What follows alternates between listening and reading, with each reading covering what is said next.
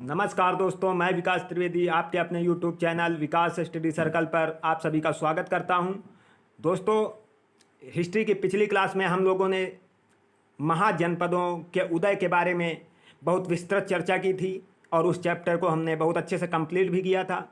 और उसी क्रम को आगे बढ़ाते हुए आज हमारा हिस्ट्री का चैप्टर है जैन धर्म। दोस्तों, ये सभी एग्जाम की दृष्टि से बहुत ही महत्वपूर्ण चैप्टर है और इससे क्वेश्चन बनते ही हैं। और अभी हमारा यूपी पीटी में पिछली बार इससे क्वेश्चन आया भी था, तो बहुत ध्यान से इस वीडियो को अंत तक जरूर देखें बिना स्किप किए हुए। तो दोस्तों, शुरू करते हैं जैन धर्म। दोस्तों, जैन धर्म में 24 तीर्थंकर हुए हैं। दोस्तों, जैन धर्म में 24 तीर्थंकर हुए हैं। और ये तीर्थंकर का अर्थ क्या होता है? दोस्तों, तीर्थंकर शब्द किससे संबंधित है? तो दोस्तों, तीर्थंकर शब्द जो है वो जैन धर्म से संबंधित है। जैन धर्म से संबंधित है तीर्थंकर शब्द, और जैन धर्म में 24 तीर्थंकर हुए हैं। उसके बाद हम आगे बढ़ते हैं कि जैन धर्म के संस्थापक एवं प्रथम तीर्थंकर कौन थे। दोस्तों, जैन धर्म के प्रथम तीर्थंकर एवं संस्थापक ऋषभदेव हुए थे। जैन धर्म के प्रथम तीर्थंकर ऋषभदेव हुए थे। और इनका दूसरा नाम दोस्तों आदिनाथ। कभी कभी एग्जाम में आदिनाथ भी लिख के आ जाता है कि जैन धर्म के प्रथम तीर्थंकर कौन थे? आदिनाथ। तो ऋषभदेव का ही दूसरा नाम आदिनाथ है। और ऋषभदेव जी के दो पुत्र थे, भरत और गोमतेश्वर। आप जानते हैं कि गोमतेश्वर, इनकी मूर्ति श्रवण बेलगोला कर्नाटक में स्थापित है गोमतेश्वर की, और इनको बाहुबली भी कहा जाता था। दोस्तों, गोमतेश्वर जो थे इनको बाहुबली भी कहा जाता था। और ये ऋषभदेव के पुत्र थे। और ऋषभदेव जैन धर्म के प्रथम तीर्थंकर एवं संस्थापक थे। उसके बाद हम आगे बढ़ते हैं अपने जैन धर्म के दोस्तों 23वें तीर्थंकर। 23वें तीर्थंकर के बारे में थोड़ी जानकारी कर लेते हैं दोस्तों। और यहाँ पर हम आपको बता दें कि जैन धर्म के जो प्रथम तीर्थंकर ऋषभदेव हैं, इनका प्रतीक चिन्ह सांड था। उसके बाद 23वें तीर्थंकर दोस्तों, जैन धर्म के 23वें तीर्थंकर, ये क्वेश्चन बहुत पूछा जाता है कि जैन धर्म के 23वें तीर्थंकर कौन थे। तो जैन धर्म के 23वें तीर्थंकर पार्श्वनाथ थे। और ये काशी के इक्ष्वाक वंशी राजा अश्वसेन के पुत्र थे। ये काशी के इक्ष्वाक वंशी राजा अश्वसेन के पुत्र थे। इन्होंने जैन धर्म में 4 महाव्रत दिए। इन्होंने जैन धर्म में 4 महाव्रत दिए। और ये 4 महाव्रत कौन कौन से थे, इनके बारे में देख लेते हैं। पहला सत्य, अहिंसा, अस्तेय और अपरिग्रह। दोस्तों, सत्य, अहिंसा और अस्तेय का मतलब होता है कि चोरी ना करना।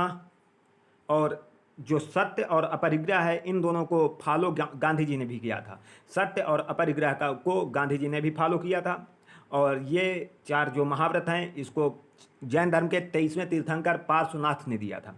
उसके बाद आगे देखते हैं दोस्तों, बहुत इंपॉर्टेंट क्वेश्चन है कि जैन धर्म के त्रिरत्न कौन से हैं। दोस्तों, इनसे क्वेश्चन बहुत ज़्यादा बनता है कि जैन धर्म के त्रिरत्न। तो दोस्तों, जैन धर्म के त्रिरत्न है सम्यक दर्शन, सम्यक ज्ञान और सम्यक आचरण। जैन धर्म के त्रिरत्न कौन कौन से हैं? सम्यक दर्शन, सम्यक ज्ञान और सम्यक आचरण। दोस्तों, उसके बाद जैन धर्म में ईश्वर की मान्यता नहीं है। जैन धर्म में ईश्वर की मान्यता नहीं है, जबकि बौद्ध धर्म में ईश्वर की मान्यता है। उसके बाद आगे देखते हैं। आगे हमारा है कि महावीर स्वामी जैन धर्म के 24वें एवं अंतिम तीर्थंकर हुए। दोस्तों, जैन धर्म के पहले तीर्थंकर हमने आपको बताया है कि ऋषभदेव थे। 23वें तीर्थंकर पार्श्वनाथ थे। और 22वें तीर्थंकर अरिष्टनेमि थे। और 24वें व अंतिम तीर्थंकर महावीर स्वामी हुए। अब महावीर स्वामी दोस्तों हमारी परीक्षा की दृष्टि से बहुत ही इंपॉर्टेंट है। तो महावीर स्वामी के बारे में जानकारी कर लेते हैं कि महावीर स्वामी का जन्म कब हुआ था, कहाँ हुआ था, इनकी माता का क्या नाम था और इनके पिता का क्या नाम था, इसके बारे में जानकारी कर लेते हैं। तो दोस्तों, महावीर स्वामी का जन्म 540 ईसा पूर्व में कुंडग्राम वैशाली में हुआ था। दोस्तों, कुंडग्राम वैशाली में महावीर स्वामी का जन्म हुआ। उसके बाद महावीर स्वामी के पिता का नाम सिद्धार्थ, ये घरातक कुल के सरदार थे। जो इनके पिता सिद्धार्थ थे, ये घरातक कुल के सरदार थे। और माता त्रिशला लिच्छवी राजा चेटक की बहन थी।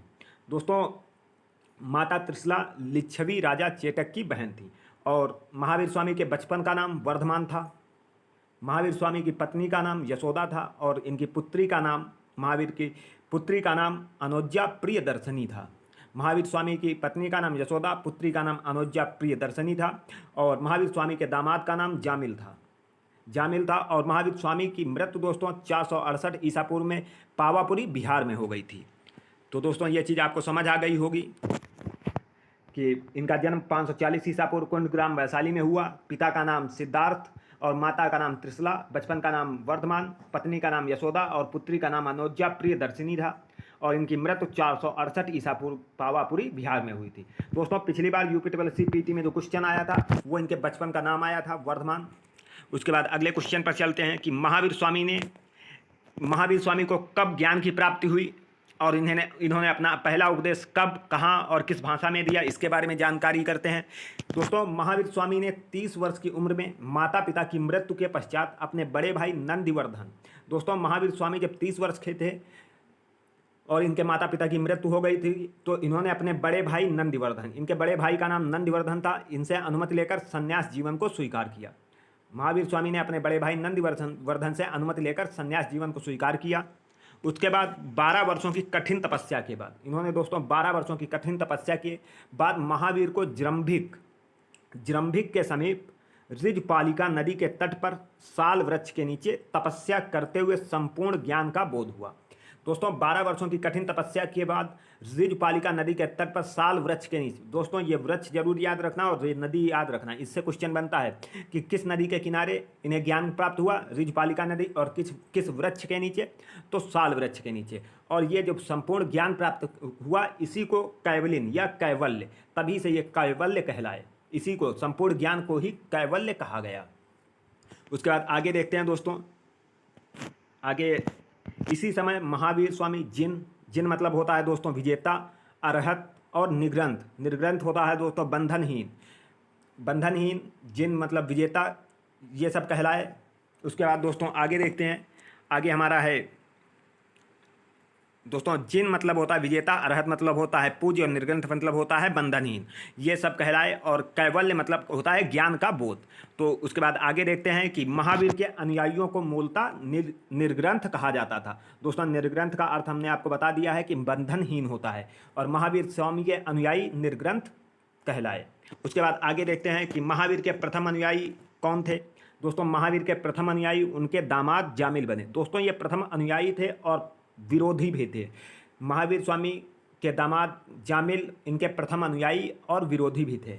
महावीर ने अपना प्रथम उपदेश प्राकृत भाषा में, दोस्तों महावीर स्वामी ने अपना प्रथम उपदेश प्राकृत भाषा, यानी दोस्तों प्राकृत अर्धमागधी भी कही जाती है, तो महावीर स्वामी ने अपना प्रथम उपदेश प्राकृत अर्धमागधी भाषा में राजगृह में दिया था। राजगृह में दिया था, ये चीज़ याद रखना दोस्तों, कहाँ दिया था, राजगृह में दिया था। उसके बाद हमारा अगला क्वेश्चन है कि प्रथम जैन भिक्षुणी कौन थी। दोस्तों प्रथम जैन भिक्षुणी नरेश दधिवाहन की पुत्री चंपा थी। दोस्तों प्रथम जैन भिक्षुणी नरेश दधिवाहन की पुत्री चंपा थी। उसके बाद आगे देखते हैं कि महावीर स्वामी ने अपने शिष्यों को कितने गणधरों में विभाजित किया, तो इसका आंसर हो जाएगा कि 11 गणधरों में विभाजित किया। उसके बाद आगे देखते हैं कि महावीर स्वामी जैन धर्म के 24वें तीर्थंकर थे और इनका प्रतीक क्या था। हमने अभी आपको बताया था कि पहले तीर्थंकर ऋषभदेव यानी आदिनाथ का प्रतीक सांड था, और महावीर स्वामी जैन धर्म के अंतिम एवं 24वें तीर्थंकर थे, इनका प्रतीक चिन्ह सिंह था। तो महावीर स्वामी का प्रतीक चिन्ह सिंह और ऋषभदेव का प्रतीक चिन्ह सांड था। और जैन धर्म के त्रिरत्न भी थे दोस्तों। त्रिरत्न अभी हमने आपको बताया, सम्यक दर्शन, सम्यक ज्ञान और सम्यक आचरण। जैन धर्म के त्रिरत्न है सम्यक दर्शन, सम्यक ज्ञान और सम्यक आचरण। उसके बाद दोस्तों त्रिरत्न में 5 महाव्रतों का पालन करना अनिवार्य होता है। दोस्तों त्रिरत्न में 5 महाव्रतों का पालन करना अनिवार्य होता है। तो ये 5 महाव्रत कौन कौन से हैं? अहिंसा, अस्तेय, चोरी ना करना, अपरिग्रह और ब्रह्मचर्य। दोस्तों अहिंसा, अस्तेय, चोरी ना करना, अपरिग्रह और ब्रह्मचर्य। उसके बाद आगे देखते हैं कि जैन धर्म में ईश्वर की मान्यता नहीं है। जैन धर्म में ईश्वर की मान्यता नहीं है, जबकि बौद्ध धर्म में है। और जैन धर्म में आत्मा की मान्यता नहीं है दोस्तों।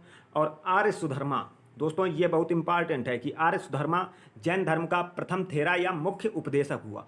दोस्तों महावीर स्वामी के मरने के बाद ये एक ऐसा उपदेशक था जो जीवित रहा, और यही जैन धर्म का प्रथम थेरा या प्रमुख उपदेशक कहलाया, आर्य सुधर्मा।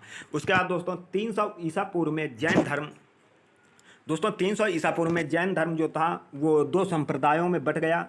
और उसका ये रीजन था कि जैन धर्म 2 संप्रदायों में बटने का कि मगध में उस समय 12 वर्षों का भीषण अकाल पड़ा, और जो भद्रबाहु था वो अपने शिष्यों के साथ कर्नाटक चला गया, और ये स्थूलभद्र के शिष्य वहीं मगध में रुक गए।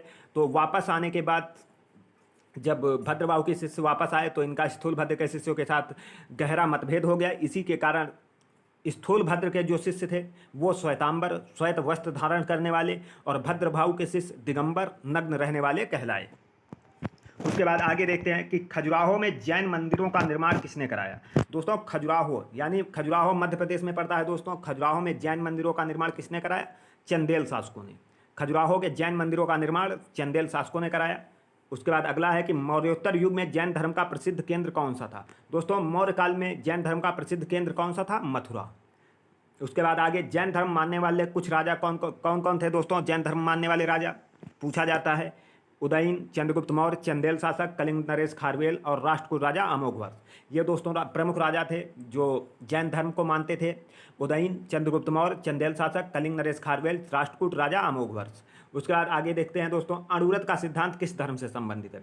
तो दोस्तों अणुव्रत का सिद्धांत जैन धर्म से संबंधित है। अणुव्रत का सिद्धांत जैन धर्म से संबंधित है। उसके बाद अगला क्वेश्चन हमारा है कि अनेकांतवाद किस धर्म का मूल सिद्धांत है। तो इसका आंसर भी जैन धर्म होगा। अनेकांतवाद किस धर्म का मूल सिद्धांत है? जैन धर्म का। दोस्तों अगर ये वीडियो आपको अच्छा लग रहा हो तो ज़्यादा से ज़्यादा लाइक करें, शेयर करें और चैनल को सब्सक्राइब जरूर करें। उसके बाद हम अपने अगले क्वेश्चन पर चलते हैं। बहुत ही इंपॉर्टेंट क्वेश्चन है। अनेकांतवाद का सिद्धांत किस धर्म से संबंधित है? जैन धर्म से। उसके बाद यापनीय किसका संप्रदाय था। दोस्तों यापनीय किसका संप्रदाय था? जैन धर्म का।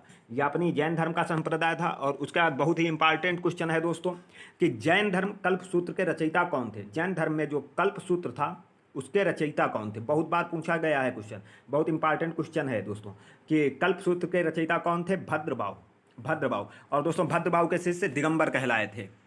उसके बाद दोस्तों 16 महाजनपदों का उल्लेख किस जैन रचना में मिलता है? भगवती सूत्र में।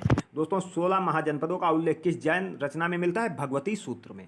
भगवती सूत्र में 16 महाजनपदों के उल्लेख का जिक्र किया गया है। उसके बाद स्यादवाद का सिद्धांत किससे संबंधित है? स्यादवाद का सिद्धांत जैन धर्म से संबंधित है।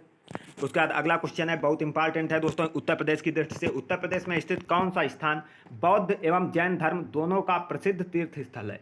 ऐसा कौन सा स्थान है दोस्तों जो बौद्ध एवं जैन धर्म दोनों का प्रसिद्ध स्थल है? तो ये हो जाएगा इसका आंसर कौशाम्बी।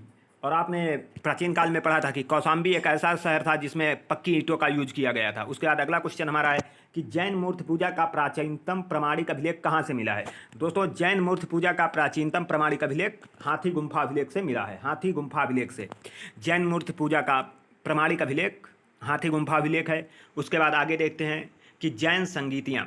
दोस्तों जैन संगीतियाँ तो 4 हुई हैं लेकिन 2 संगीतियाँ अमान्य रही हैं। तो हम 2 ही संगीतियों के बारे में जानकारी प्राप्त करेंगे और ये भी कभी कभी पूछ ली जाती हैं एग्जाम में। तो प्रथम जैन संगीत 300 ईस्वी में हुई थी। दोस्तों प्रथम जैन संगीत 300 ईस्वी में हुई और ये कहाँ हुई थी? पाटलिपुत्र बिहार में हुई थी। और इसकी अध्यक्षता स्थूलभद्र ने की। और स्थूलभद्र के शिष्य श्वेत वस्त्र धारण करने वाले श्वेतांबर कहलाए थे। उसके बाद द्वितीय जैन संगीत 512 ईस्वी में वल्लभी गुजरात में हुई थी और इसकी अध्यक्षता क्षमा श्रवण ने की थी। दोस्तों इसकी अध्यक्षता क्षमा श्रवण ने की थी। प्रथम जैन संगीत 300 ईस्वी में पाटलिपुत्र बिहार और इसकी अध्यक्षता स्थूलभद्र ने की। द्वितीय जैन संगीत 512 ईस्वी वल्लभी गुजरात में और इसकी अध्यक्षता क्षमा श्रवण ने की। तो दोस्तों उम्मीद करता हूँ ये वीडियो आपको अच्छा लगा होगा। मिलते हैं अगले वीडियो में, तब तक के लिए धन्यवाद। जय हिंद।